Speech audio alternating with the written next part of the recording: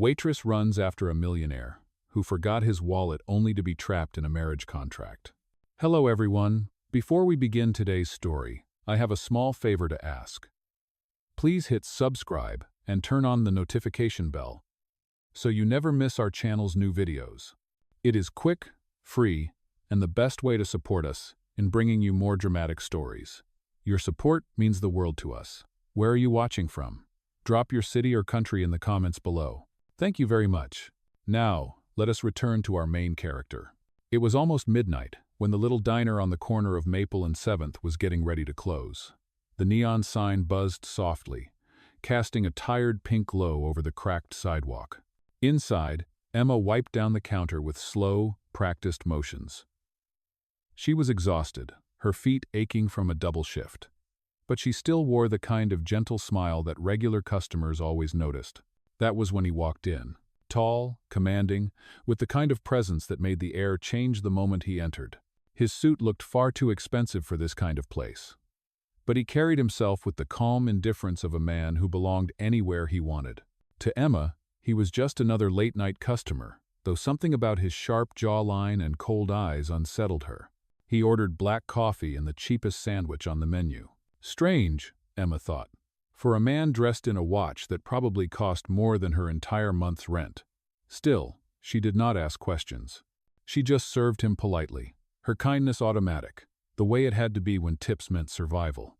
As the man finished his meal, he reached for his wallet and froze. His hand searched his pockets once, twice, and a faint shadow of irritation crossed his face. Emma noticed immediately. He patted down his jacket with increasing sharpness. Then, with a low curse, he looked up at her. "I must have left my wallet behind," he muttered, his voice low but carrying authority. Emma blinked, unsure if she had heard correctly. Most people would look embarrassed, maybe apologetic. But this man spoke as if money was never really a problem for him, as if even the act of forgetting was an inconvenience others should solve. Still, she tried to stay professional.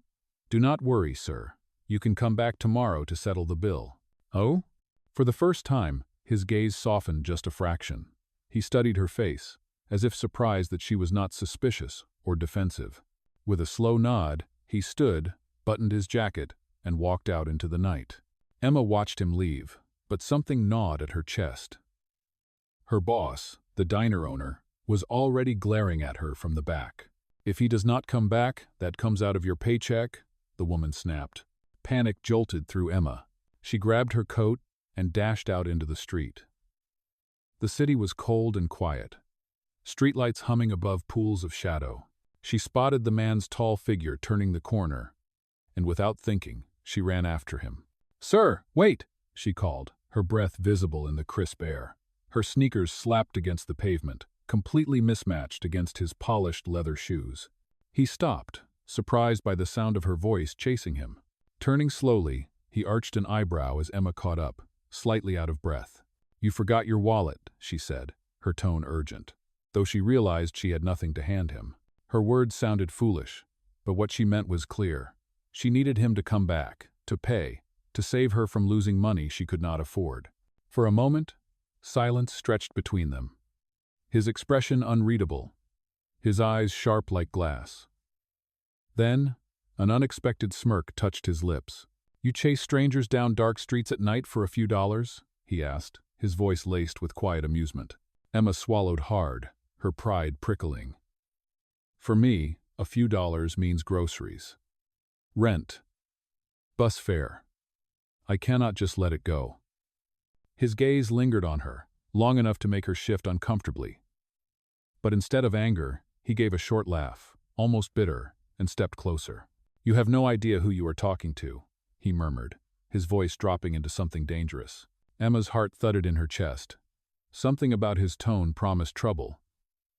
And yet, there was a flicker of intrigue, a spark of fate, pulling her into a story that would soon spiral beyond her control. That night, running after a man who had forgotten his wallet, Emma had no idea she was chasing the very contract that would trap her into vows she never intended to make. The next morning, Emma thought she had left the strange encounter behind. She dragged herself through another early shift, pouring coffee for truck drivers and office workers, pretending her world was steady. But she could not shake the memory of that man's sharp gaze and the way he had smirked at her under the streetlight. When the bell over the diner door jingled again, she looked up and felt her heart jolt. It was him, the man from last night. This time, he was not alone. Two men in dark suits flanked him, their expressions stern, their eyes scanning the room like security guards. He walked straight to the counter, ignoring every curious glance. Emma froze, coffee pot trembling in her hand. "I came back for my wallet," he said calmly, his tone matter-of-fact. He placed a sleek leather wallet on the counter, as if it had never been lost at all. Emma blinked in confusion. "So you had it the whole time?" A flicker of something unreadable crossed his face. "I wanted to see how you would react." Her stomach tightened. Was this some kind of cruel game? Before she could respond, one of the men in suits leaned down and whispered into his ear. The tall stranger's jaw clenched, and for the first time, Emma noticed a trace of tension breaking through his polished exterior. He looked back at her, eyes narrowing. "You, come with me." Emma's mouth fell open. "Excuse me? I am working. I cannot just leave." "You can. And you will," he said firmly, sliding a thick business card across the counter. His name was printed in bold silver letters. Alexander Kane. Emma had heard that name before. He was not just wealthy. He was the Kane Industries, the man whose empire reached into real estate, tech, and banking. Her breath caught. She had chased a billionaire down the street for a few dollars. Confused and cornered, she followed him outside. His black car waited at the curb, the kind of luxury vehicle Emma had only ever seen in magazines.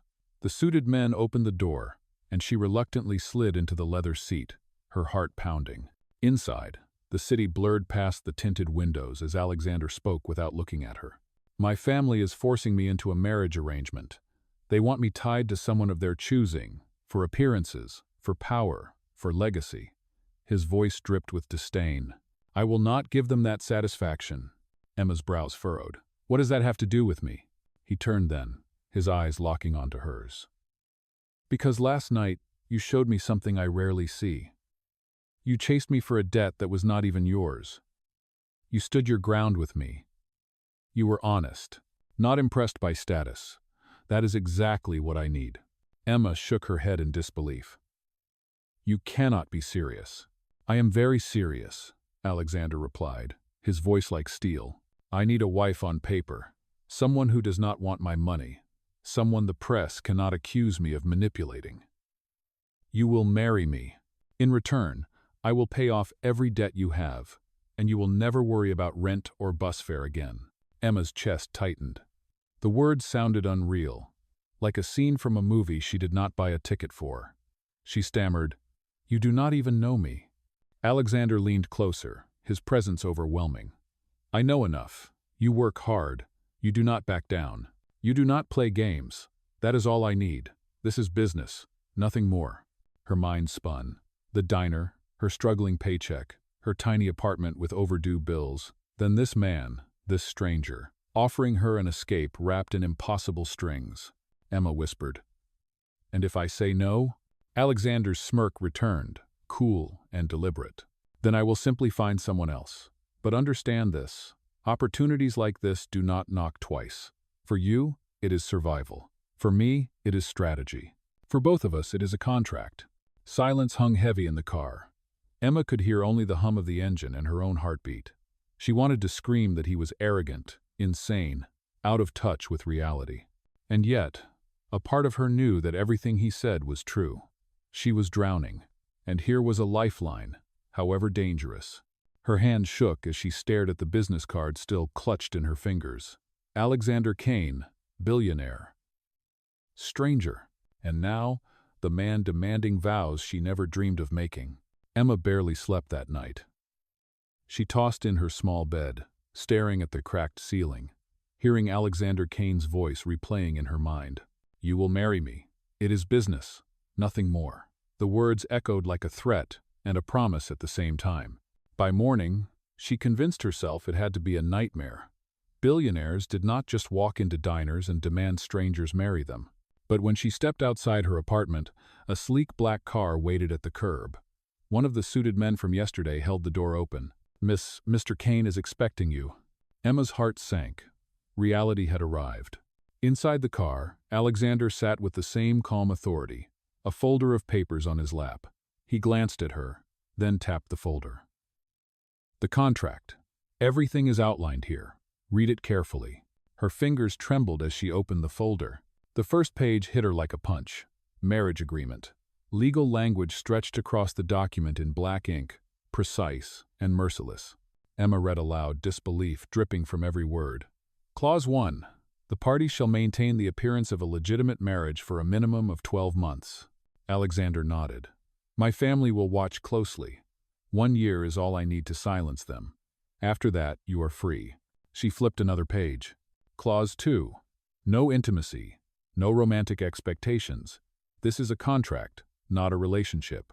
Her cheeks flushed. She looked up sharply. So, I am just a placeholder? You are a shield, Alexander corrected, his tone clipped. This protects me, and in exchange, it provides for you. Emma's voice rose, her frustration breaking through. This is insane. Marriage is not a game, and I will not sell myself like some product. Oh, Alexander leaned forward, his eyes burning with controlled intensity. You are not selling yourself. You are entering a business arrangement. And before you lecture me about morality, ask yourself how long before your landlord evicts you? How long before your boss cuts your hours again? How long before the weight of survival crushes you? Emma's throat tightened. He had seen through her so easily, stripping away pride until only truth remained. She flipped to the final clause, her breath catching. Clause 3. Compensation. Upon signing, Emma Brooks will receive a financial account covering all debts, rent for the duration of the contract, and a fixed monthly stipend. Her name on the paper made her blood run cold. You already knew who I was. Alexander's lips curved slightly. Of course, I do not make offers blindly. Emma slammed the folder shut, her hands shaking. You are arrogant. You think money fixes everything. No, Alexander said quietly, his voice cutting like steel. I think money gives choices, and right now, this is your only choice. The car slowed, pulling up to a towering glass building that glittered under the morning Sunday Kane Industries. Emma swallowed hard as the driver opened her door. Inside, they were ushered into a private office where a lawyer waited, pen in hand. The lawyer spoke briskly, confirming the terms Emma had just read. The weight of legality hung in the air. Emma sat rigid in the leather chair, the pen heavy between her fingers. She thought of her mother's medical bills, stacked unopened in a drawer. She thought of the eviction notice taped to her neighbor's door last week, a warning of what could come for her next. She thought of the endless cycle of double shifts, tired smiles, and shoes worn thin. Her hand trembled, but slowly, she lowered the pen to the paper. The moment her signature touched the page, she felt something inside her shift. Relief, dread, and something nameless, all tangled together. Alexander signed next, his strokes confident, final. He slid the contract back into the folder, then closed it with a sharp snap. It is done, he said. From this moment forward, you are Emma Kane. Remember the rules. No scandals, no slip-ups. Appearances must be perfect. Emma sat frozen, her new name ringing in her ears like an unfamiliar song. She had walked into that diner as Emma Brooks, a tired waitress, barely making ends meet. Now, in less than 24 hours, she was bound by contract to a man whose world was built on power, wealth, and lies. And though she told herself this was only for 1 year, deep down she knew nothing about her life would ever be the same again. Emma's new life began with silence. She moved into Alexander's penthouse the very next day. The moment she stepped inside, the vastness overwhelmed her. Floor-to-ceiling windows looked out across the city skyline. Marble floors gleamed beneath her shoes, and every piece of furniture seemed untouched, more like a showroom than a home. For Emma, who had grown used to the squeak of her old apartment's radiator and the smell of grease from the diner clinging to her clothes, the penthouse felt alien.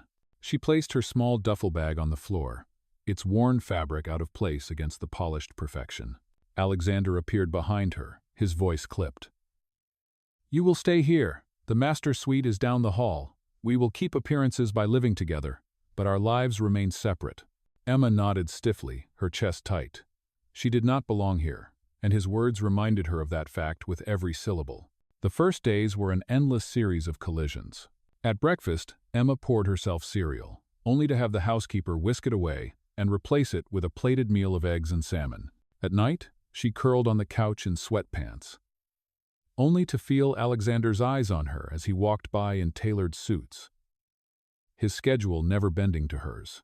"Do you always eat like that?" he asked once, noticing her instant noodles. "Yes," she replied flatly. "It is cheap and easy." Alexander frowned, as if the concept was foreign. "You live in my home now. You do not need to eat like a college student." Emma bristled. "Maybe I prefer food that tastes real, not whatever gourmet dish comes with a price tag I cannot pronounce." For a moment, their eyes locked, hers defiant, his cold. Then he turned away, muttering, "Do what you want." The clashes did not end there. When they attended their first public event together, a charity gala filled with glittering gowns and cameras flashing, Emma stumbled under the weight of stares. Reporters whispered about the mysterious waitress-turned-wife. Guests raised eyebrows, barely hiding their skepticism. Emma's dress, though elegant, felt like a costume. She held Alexander's arm, but every step screamed of her discomfort. "Smile," he murmured through clenched teeth. "They are watching." Emma forced her lips into a curve, but her voice hissed back, "I am not a doll you can pose." Alexander tightened his jaw but said nothing more. Later, in the car, the silence between them was thick. Finally, Emma broke it. "Do you even hear yourself? You treat me like a prop." His gaze flicked to her, sharp and unreadable. "You agreed to this." Emma folded her arms, staring out the window. "I agreed to survive. I did not agree to lose myself." Back at the penthouse, another argument erupted over something small. Emma left her sketchbook on the dining table, a collection of rough drawings she used to ease her stress. When she returned, she found Alexander flipping through it, his brow furrowed. "Do not touch that," she snapped, snatching it from his hands. He looked startled, then defensive. "It was lying open. I was curious." "Curious?" Emma glared. "That is mine. You think because you have money, everything belongs to you?" For once, Alexander's expression softened, just a fraction. "No, I did not mean it like that." Emma hugged the sketchbook to her chest, her breathing uneven. The tension between them hung heavy, yet something unspoken lingered beneath the surface, something fragile neither wanted to name. Nights grew heavier. Days blurred with new routines, each one punctuated by moments of friction. Emma felt trapped between gratitude for the roof over her head and resentment for the cage it represented. Alexander, on the other hand, seemed torn between maintaining control and the quiet intrigue Emma stirred in him. The contract had set rules: no intimacy, no real marriage. And yet, in the clash of their worlds, the billionaire's glass palace and the waitress's stubborn dignity lines began to blur. Emma told herself she hated him, but as she lay awake in the vast, unfamiliar bed, she could not ignore the truth. Alexander Kane was becoming impossible to forget. The nights in Alexander's penthouse were always too quiet. Emma would sit by the window with her sketchbook, drawing lines that turned into figures, shadows, and sometimes dreams she did not dare speak aloud. The city lights blinked below, reminding her that the world outside kept moving while she felt trapped in a frozen cage of marble and glass. One evening, after another strained public dinner where whispers about their marriage swirled louder than the music, Emma retreated early. She kicked off her heels and curled up on the couch, sketching absent-mindedly. Her pencil moved faster when she was angry, and tonight the page filled with sharp strokes, an image of a faceless man in a suit, towering and cold. "You draw when you are upset." Emma startled, looking up to see Alexander standing near the doorway. He had loosened his tie, his jacket draped over one arm. He looked less like the untouchable billionaire, and more like a man who had finally grown tired. "It helps," Emma admitted cautiously, closing the book halfway. "At least the paper listens." For a moment, he did not speak. Instead, he crossed the room and sat across from her, the silence between them softer than usual. His eyes fell on the sketchbook still resting in her lap. "May I?" She hesitated, then slowly opened it, revealing the rough sketches, street corners, faces of customers at the diner, a few abstract shapes. Alexander studied the drawings carefully, his expression unreadable. "You see the world differently," he said quietly. "You notice details others ignore." Emma felt heat rise in her cheeks. She had never expected him to look beyond the surface. "It is just a hobby." "Not just," Alexander countered. His tone carried a rare gentleness. "These are honest. They are real. I cannot remember the last time I saw something that was not calculated." His words disarmed her more than his arrogance ever had. For the first time, Emma glimpsed a man beneath the armor, a man who sounded almost lonely. Another night, the fragile cracks widened further. A storm swept across the city, rain lashing against the glass walls. Emma woke to find the power had flickered out, leaving the penthouse in shadows. She stepped into the living room and found Alexander standing by the window, staring into the downpour. "You cannot sleep either?" she asked softly. He did not turn, his silhouette etched by lightning. "I hate storms. They remind me of nights when everything felt out of control." Something in his voice made Emma pause. He was always so composed, so precise, but now his words carried the weight of memory. She stepped closer. "What happened?" His jaw tightened. For a long moment she thought he would push her away with a cold remark. But instead he exhaled slowly. "I was 12 when my father collapsed. The storm that night felt exactly like this. My family did not grieve. They fought. Over the company, over the will, over me. Since then, storms remind me that everything can change in an instant." Emma's chest ached. She had expected arrogance, not vulnerability. Without thinking, she placed a hand lightly on his arm. "I am sorry, Alexander. No child should carry that." He looked at her then, really looked, and for once his eyes were not sharp or calculating. They were tired, almost human. The silence stretched, heavy with something unspoken. Emma pulled her hand back quickly, her heart racing. She reminded herself of the contract, the rules, the walls they had both built. Yet the memory of his gaze lingered long after she returned to her room. Days turned into weeks, and the distance between them began to shift. Emma noticed Alexander waiting for her at breakfast, asking questions about her sketches. He noticed the way she hummed softly when she cooked simple meals, filling the sterile kitchen with warmth. One evening, when she burned her hand while reaching for a hot pan, Alexander was there instantly. He guided her hand under cool water, his touch surprisingly gentle. "You should be more careful," he murmured, his thumb brushing lightly against her skin. Emma's breath caught. "I have taken care of myself for years. I can handle a burn." "Maybe," he replied, his voice lower now, "but you do not have to handle everything alone anymore." The air between them grew thick, the contract's boundaries blurring with every heartbeat. Emma told herself it was nothing, just fleeting kindness. But deep inside, she knew the mask was cracking, and once it broke, nothing would remain hidden, least of all her heart. The fragile balance between Emma and Alexander did not last. It was during a charity auction 2 weeks later when the storm began to gather. Emma stood at Alexander's side, wearing a dress chosen by his stylist, smiling at strangers who whispered behind champagne glasses. She had grown used to the way people looked at her, half curious, half judgmental. But tonight, the whispers seemed sharper. Halfway through the evening, Emma excused herself to get some air. She stepped onto the balcony, grateful for the cool night breeze. That was when she overheard 2 women, their voices carrying from the corner. "She was a waitress," one scoffed. "Can you imagine? From pouring coffee to wearing diamonds." The other laughed. "It is clearly staged. No way Alexander Kane would marry her for love. There must be a contract." Emma froze, her chest tightening. The word contract burned in her ears. If strangers were already speculating, it was only a matter of time before someone uncovered the truth. When she returned inside, she noticed Alexander deep in conversation with a striking woman in a red gown.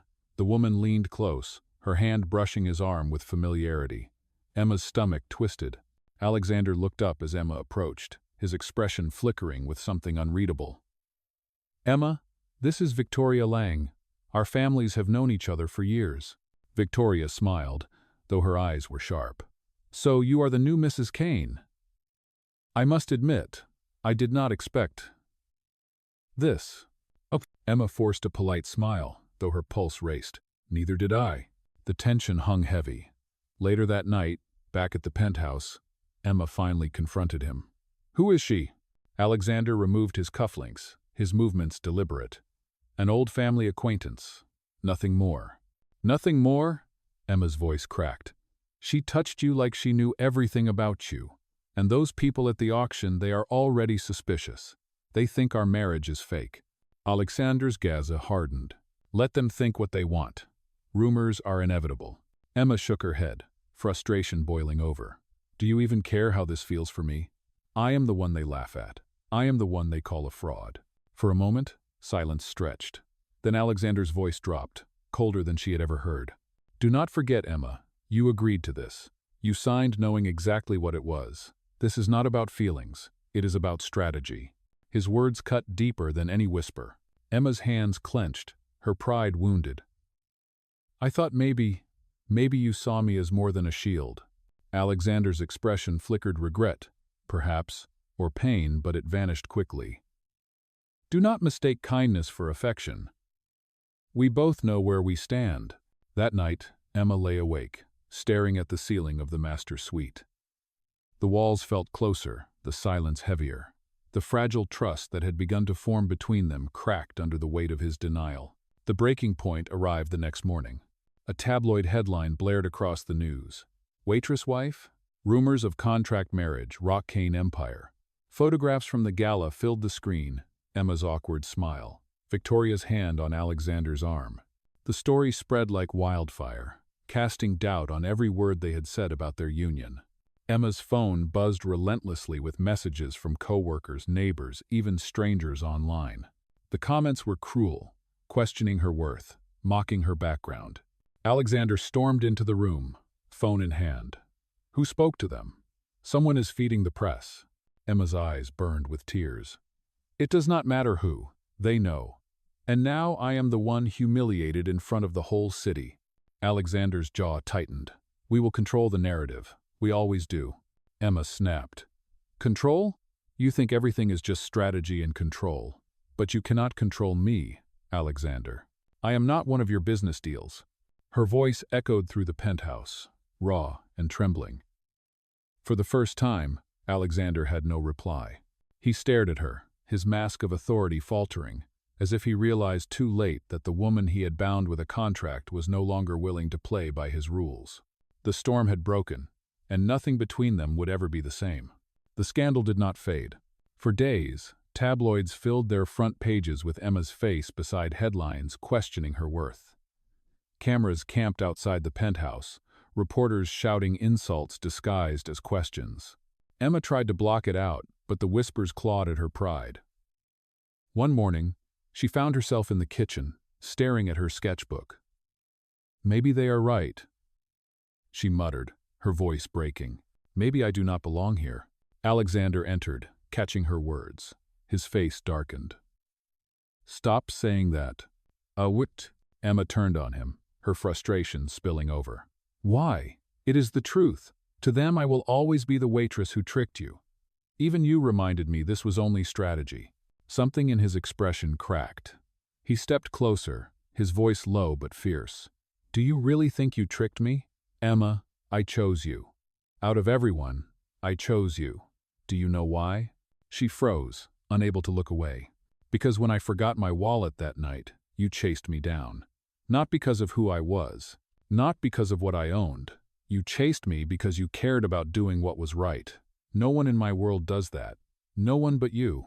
Emma's breath hitched, her chest tight. Alexander. He ran a hand through his hair, his voice unsteady for the first time. I told myself this marriage was only business. But the truth is, you make me feel human in a way I have not felt since before my father died. I built walls to survive, and somehow you walked right through them. And tears stung Emma's eyes. For so long she had wondered if she was nothing but a placeholder. Now, standing before her, Alexander stripped away the mask of strategy and power, revealing the man beneath lonely, scarred, and undeniably real. In that moment, Emma understood. The contract had been about survival, but what bound them now was something no paper could contain. The next day, the headlines grew crueler. A rival company had leaked documents, twisting the narrative to claim Emma was a gold digger planted to ruin Alexander's reputation. Reporters swarmed every appearance, shouting accusations that cut deeper than knives. This time, Alexander did not stay silent. At a press conference scheduled for a new business deal, he stepped up to the podium with Emma at his side. Cameras flashed wildly, voices rising in chaos. Alexander raised a hand, silencing the room. His voice rang steady, every word deliberate. "You want the truth?" "Yes, I married Emma Brooks unexpectedly." "No, she was not from my world of power and privilege. She worked at a diner when I met her, and that is exactly why I chose her." The room rippled with shock. Emma's heart pounded as he continued. "She is the most honest, brave, and selfless person I have ever met. When everyone else saw only my money, she saw a man who needed to be reminded what integrity looks like. Call our marriage what you want, but understand this, Emma Kane is my wife, and she is the woman I love." The last words hung in the air like thunder. For the first time, Alexander Kane had used the word love in public. Emma blinked back tears as murmurs filled the room. Some reporters looked stunned, others skeptical, but none could ignore the conviction in his voice. Later, as they walked out together, Emma whispered, "You did not have to do that." Alexander squeezed her hand gently. "Yes, I did. I spent years hiding behind walls, letting others define me. Not anymore. And I will never let them define you." In that moment, standing shoulder to shoulder against the storm of judgment, Emma realized something had shifted. This was no longer about a contract, or survival, or appearances. This was about choosing each other, openly and without apology. Justice was not found in the silence of hiding, but in the courage to stand side by side and declare the truth. The noise of the world eventually faded, but what remained was clarity. One evening, as the sun dipped behind the skyline, Alexander placed a folder on the coffee table, the same folder that once bound them in rules and signatures. Without a word, he tore the contract in half, the sound sharp and final. Emma stared in shock. "Alexander? Why?" He met her eyes, his voice steady but tender. "Because paper never defined us. From the moment you chased me that night, it was never about a contract. Emma, I want more than 12 months. I want a lifetime." From his pocket, he revealed a simple ring, modest yet meaningful. He slid it onto her finger, his hand lingering. No rules, no conditions, only love.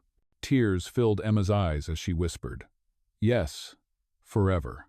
And in that moment, what began as a marriage of convenience became the vow of a lifetime, sealed not by signatures, but by love that could never be broken.